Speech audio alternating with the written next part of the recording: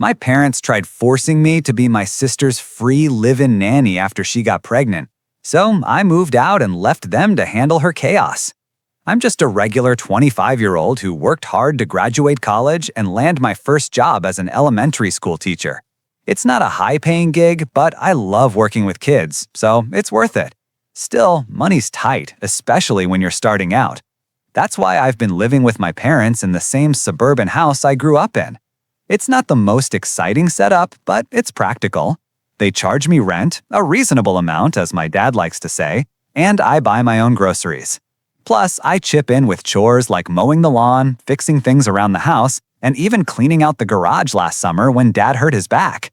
It's not glamorous, but it's temporary. My plan was to stay for a couple of years, save some money, and then find a place of my own. Simple, right? Well, it was simple until my older sister, Amanda, re-entered the picture. Amanda is 32, and how do I put this nicely? She's never exactly been the responsible type. Growing up, she was the golden child.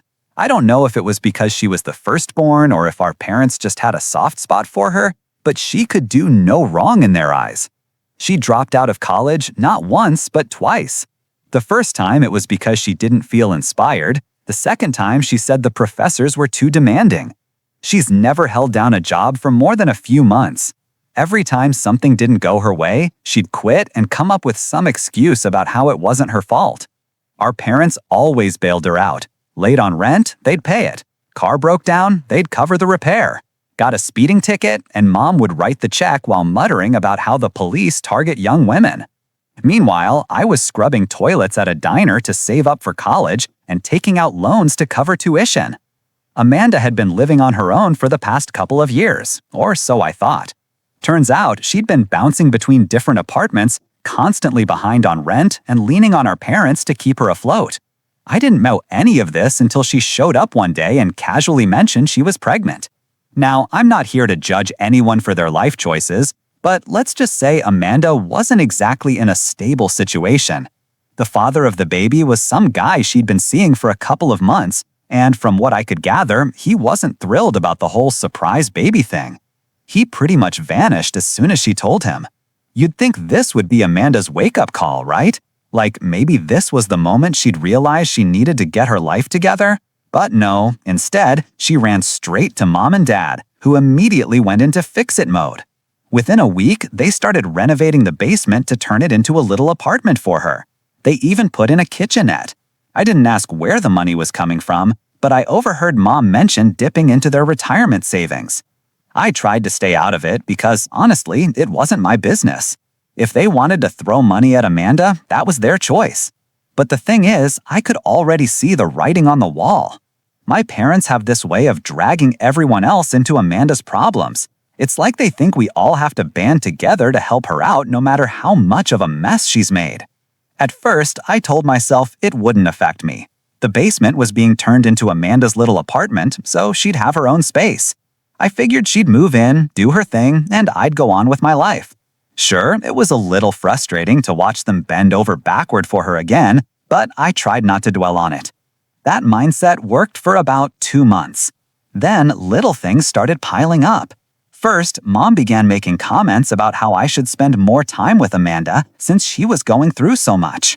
Never mind that I was working full-time and coming home exhausted most days. Then came the subtle guilt trips. Mom would say things like, "You know, Amanda doesn't have anyone else to lean on right now. It's so hard being pregnant and single." She'd say this while looking directly at me, like I was supposed to magically solve all of Amanda's problems. Dad wasn't any better. He'd find ways to work Amanda into every conversation. "You should be grateful for everything you have, Abby," he'd say while passing the salted dinner. "Not everyone's as lucky as you." Lucky? I was barely scraping by trying to build a career. I was trying to save money while Amanda was getting a fully renovated apartment handed to her, along with endless emotional and financial support. But things escalated when I overheard a conversation between Mom and Dad one night. They were in the living room, and I was in the kitchen making tea. "She's going to need a lot of help once the baby comes," Mom said. "Of course," Dad replied, "we'll all pitch in."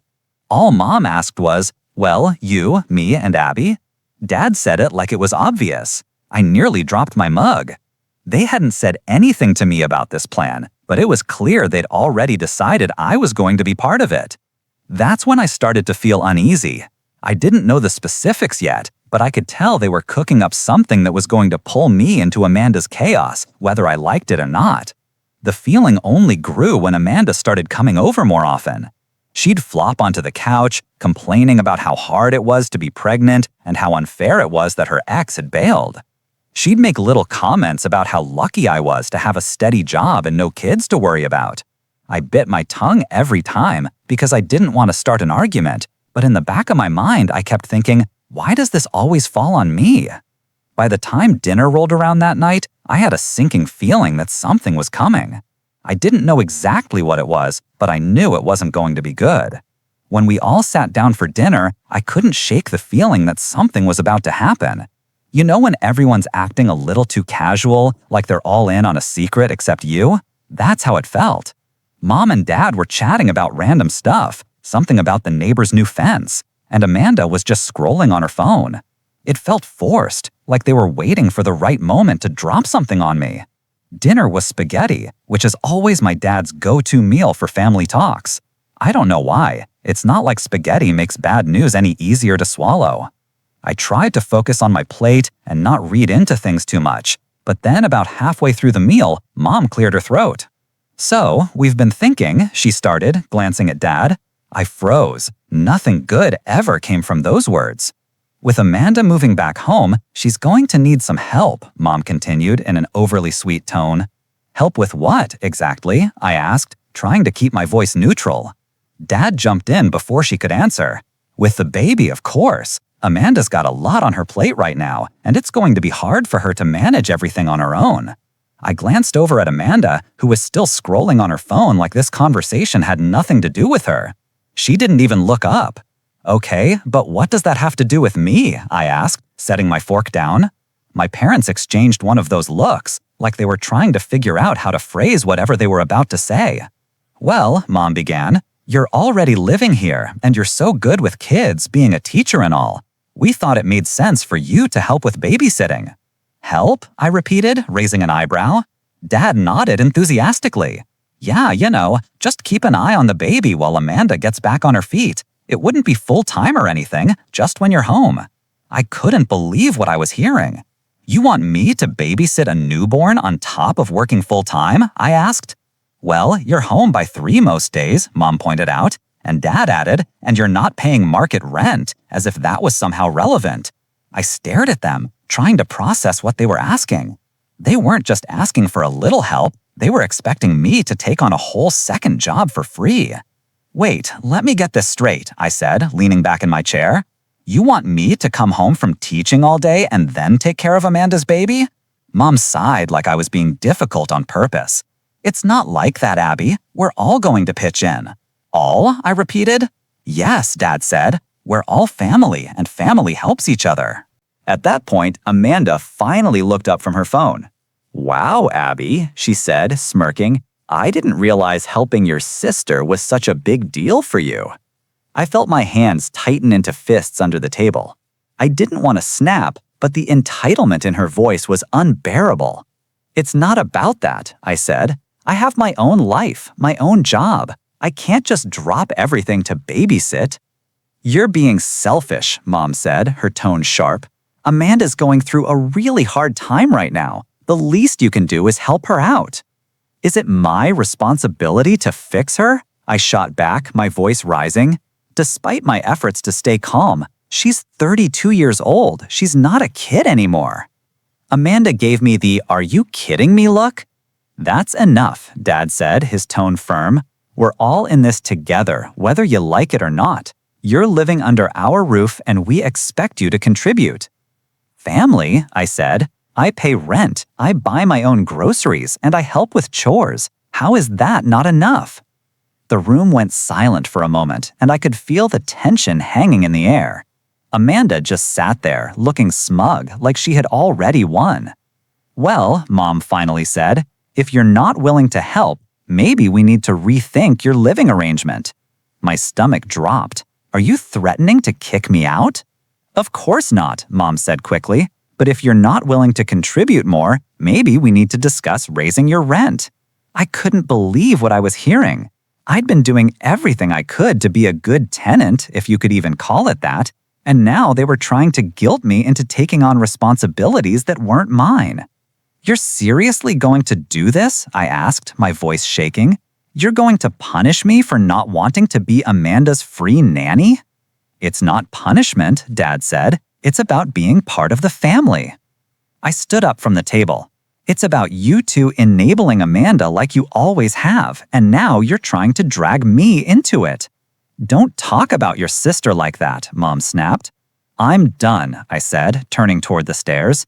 You want to help Amanda? Fine, but leave me out of it.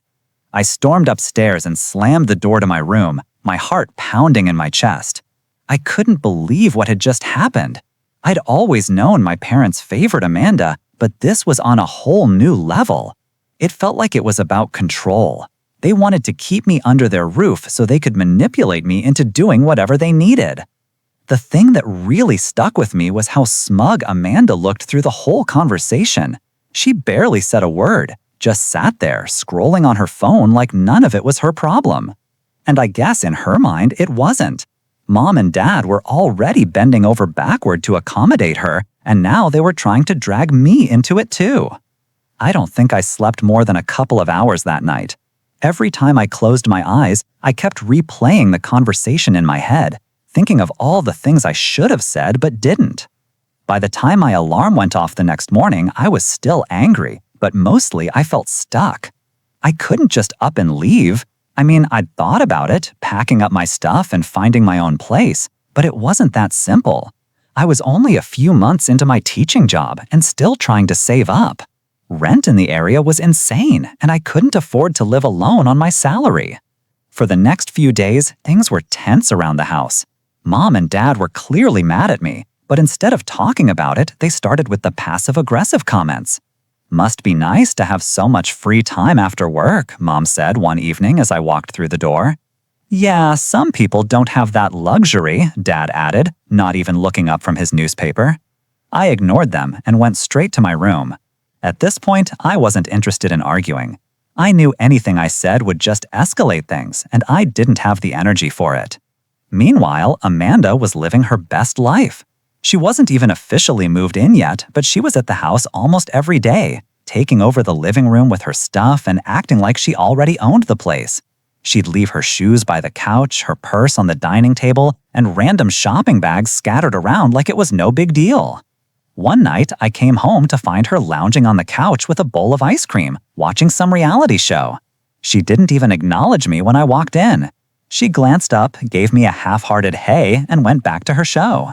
I stood there for a second, waiting for her to say something else, an apology maybe, or even just a thanks for not flipping out about the situation, but nothing. I went to the kitchen, opened the fridge, and noticed that half of my groceries were gone. The bread I bought? Gone. The yogurt? Gone. Even my leftovers from the night before were missing. Did you eat my food? I asked, walking back into the living room. Amanda didn't even look up. Mom said I could, she mumbled between bites of ice cream. She's not the one who paid for it, I snapped. Amanda finally turned to face me, rolling her eyes. Chill out, Abby, it's just food. It's my food, I said, my voice rising. If you want groceries, go buy your own. Geez, you don't have to be such a drama queen, Amanda said, setting her bowl down on the coffee table. You're acting like I stole your car or something. I didn't even know what to say. I just stood there fuming while Amanda grabbed her phone and started texting someone, completely ignoring me again.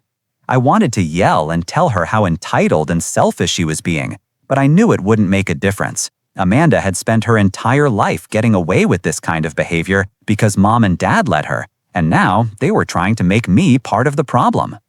The next morning, Mom cornered me in the kitchen while I was making coffee. You need to apologize to your sister, she said, her tone stern. For what? I asked, genuinely baffled. For making her feel unwelcome, Mom said, crossing her arms. She's going through so much right now, and the last thing she needs is you being difficult. Are you serious? I said, turning to face her. She ate all my food and acted like it was no big deal. How is that my fault? Mom sighed, as if I was the unreasonable one. "It's just food, Abby. You can always buy more." "That's not the point," I said, trying to keep my voice steady. "The point is that she doesn't respect anyone's boundaries, and you're letting her get away with it." "Boundaries?" Mom said, practically scoffing. "This is her home now, too. You need to learn how to share." At that moment, I realized there was no reasoning with her. Mom wasn't interested in hearing my side of things. She just wanted me to fall in line and do what was best for the family. Over the next week, things got worse. Mom and Dad started dropping hints that they were going to raise my rent if I didn't step up. Amanda began moving more of her stuff into the house, filling the basement with furniture and boxes. She even started using my bathroom because apparently the one downstairs wasn't good enough. I tried to keep my distance, but it felt like no matter what I did, they were all determined to drag me into their chaos. One night, I came home to find Dad in the living room holding what looked like a budget spreadsheet. "We need to talk," he said, gesturing for me to sit down. I hesitated, but eventually sat on the edge of the couch, bracing myself for whatever was coming next. "We've been looking at the numbers," Dad said, tapping the paper with his pen. "And with Amanda moving in, expenses are going up. We think it's only fair for you to contribute more." "You're already charging me rent," I said. "How much more do you want?" Dad shrugged. "We're still figuring that out, but if you're not willing to help with the baby, this seems like the best solution." I couldn't believe what I was hearing. They were literally trying to use my rent to force me into babysitting. "This is ridiculous," I said, standing up. "I'm already paying more than enough for what I get here. If you want me to leave, just say so."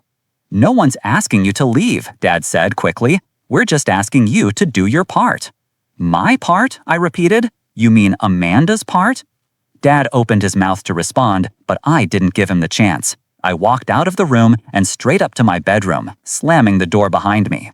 At that point, I knew I couldn't keep doing this. I couldn't keep living in a house where my boundaries didn't matter and my parents saw me as nothing more than free labor. I didn't know how or when, but I knew one thing for sure. I had to get out. That thought stayed with me, growing louder every time Amanda waltzed through the house like she owned it, or Mom and Dad tried to guilt-trip me into helping. But deciding to leave and actually pulling it off were two very different things. I didn't have much saved, yet not enough to comfortably afford my own place. And the idea of suddenly uprooting my life felt overwhelming. Still, I knew staying wasn't an option. If I let them push me into being Amanda's backup parent now, it would never stop. They would just keep piling more and more onto me until I was stuck. I didn't want to wake up one day, 5 years later, still living in that house, miserable and resentful. The next morning, I made myself a cup of coffee and sat down with my laptop. I opened a spreadsheet where I kept track of my budget: rent, groceries, gas, student loans. I wasn't great at saving, but I'd been putting aside a little every month. I added everything up and realized I could manage a move if I found somewhere affordable and cut back on extras for a while. The timing couldn't have been better. My coworker Ellie had mentioned a few weeks ago that she was looking for a roommate. I hadn't thought much about it at the time, but now it felt like a lifeline. I texted her, "Hey, is that roommate thing still an option?" She replied almost immediately, "Yep, still looking." I asked, "Why, you interested?" To which she responded, "Yeah, maybe. Can we talk after work?" Ellie's response was short and sweet. That afternoon, I stayed late at school, waiting until the halls were quiet before heading to Ellie's classroom. She was sitting at her desk grading papers. "What's up?" she asked, looking up from her stack of essays.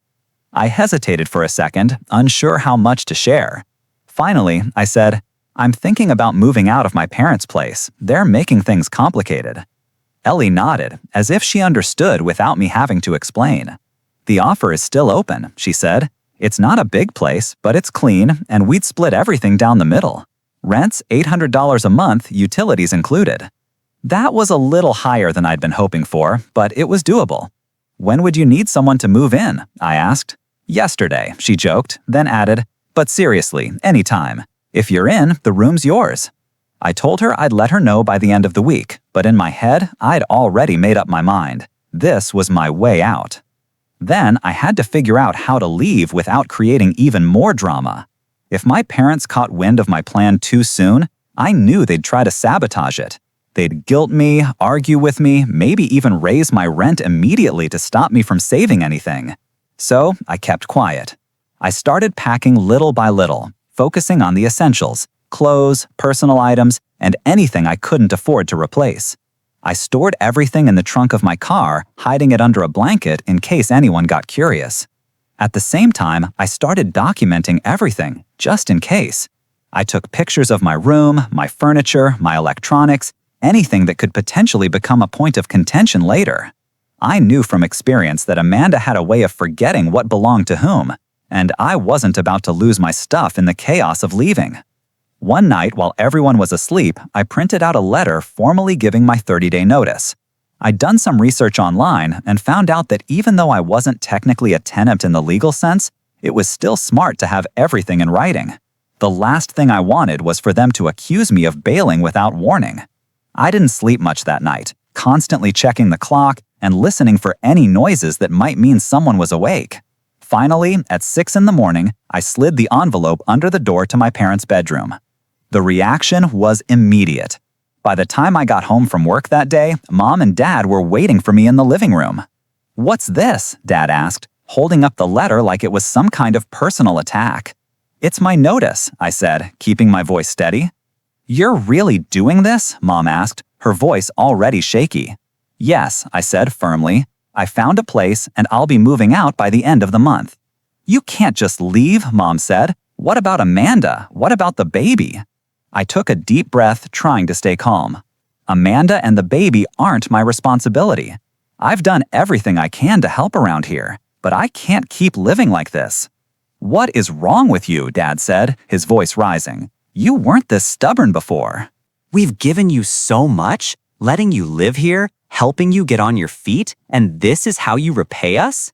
I clenched my fists, biting back the urge to yell. "I pay rent," I said through gritted teeth. "I buy my own food. I've been responsible for myself since the day I graduated.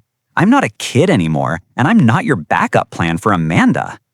Mom started crying, which didn't surprise me. She always cried when things didn't go her way. "How can you do this to us?" she sobbed. "To your sister." I didn't say anything. I knew there was no point. They weren't going to listen, and I wasn't going to change my mind. The days that followed were some of the most awkward of my life.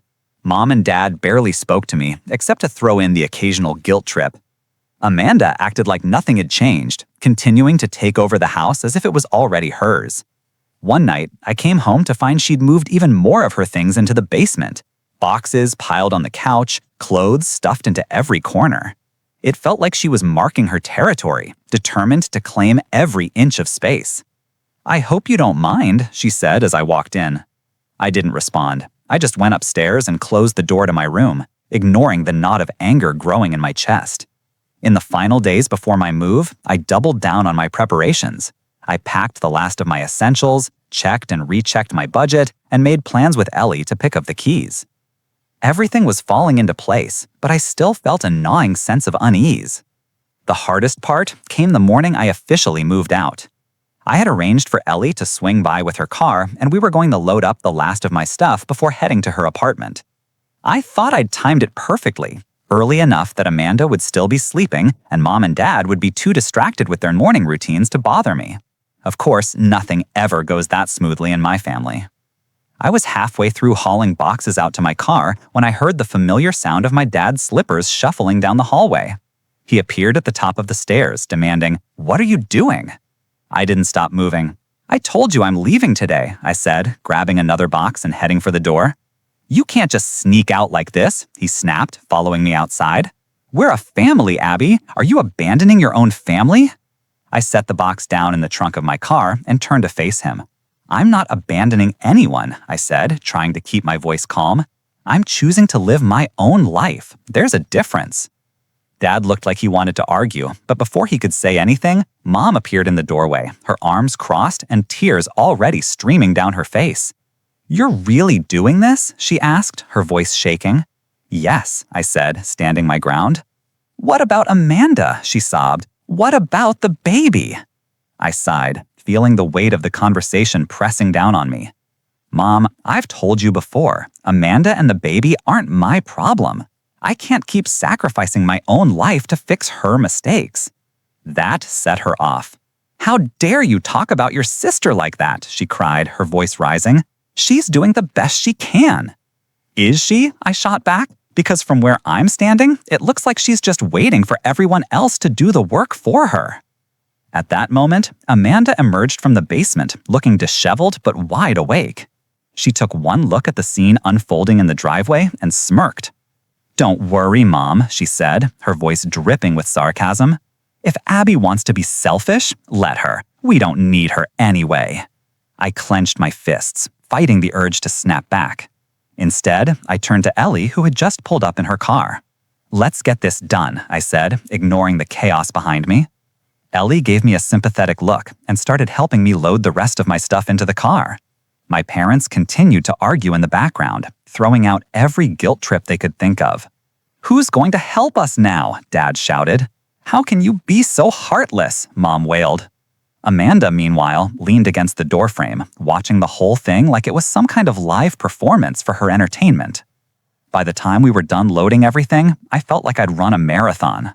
I stood in the driveway, taking one last look at the house I had called home for so many years. It should have been a bittersweet moment, but all I felt was relief. With that, I started the engine and drove away, Ellie following close behind.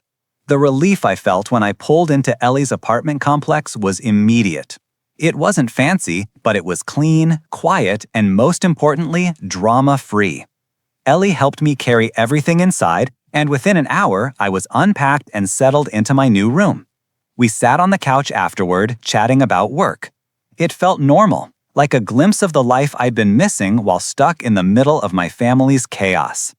But that peace only lasted about 2 hours. My phone started buzzing nonstop. Calls, texts, voicemails. It was my parents, my aunts, my cousins. Apparently, my mom had already spread the news that I'd abandoned the family, and everyone had something to say about it. "Abby, how could you do this to your sister?" one voicemail from my Aunt Carol started. "She's pregnant and vulnerable. Don't you care about family? Selfish doesn't even begin to describe you." Another text from a cousin read, "The worst part was Amanda's social media posts. She'd gone full victim mode, posting pictures of her baby bump with captions like, 'Some people would rather run away than help their own family, and at least my baby will know what real love looks like.' I blocked her right away. Even though it made my blood boil, I refused to let her drag me back into the same old cycle. I reminded myself that this was exactly why I had left, to escape the manipulation and drama that always came with being part of my family. And next week at work, things got even weirder. My mom showed up at the school during my lunch break, crying and begging to talk to me. She was in full meltdown mode, talking about how I had destroyed the family and how Amanda was falling apart without me there. My principal had to step in and ask her to leave, which was mortifying. I spent the rest of the day avoiding eye contact with everyone, knowing they were probably wondering what kind of family drama I was caught up in. But that incident actually worked in my favor. I thought I was done with the house and all the chaos that came with it. But of course, life isn't that simple. About 2 weeks later, I realized I'd left some important documents behind. A file with my teaching certification, tax forms, and other papers I needed for work. I'd been so focused on getting out of the house that I hadn't double-checked the small drawer where I usually kept those things. So, with my mom showing up at my school, I told a couple of my coworkers about everything that had been going on. They didn't hesitate to step up and offer their help. "Let us know when you're ready to grab the rest of your stuff," Ellie said, handing me her spare car keys. "We'll make it quick."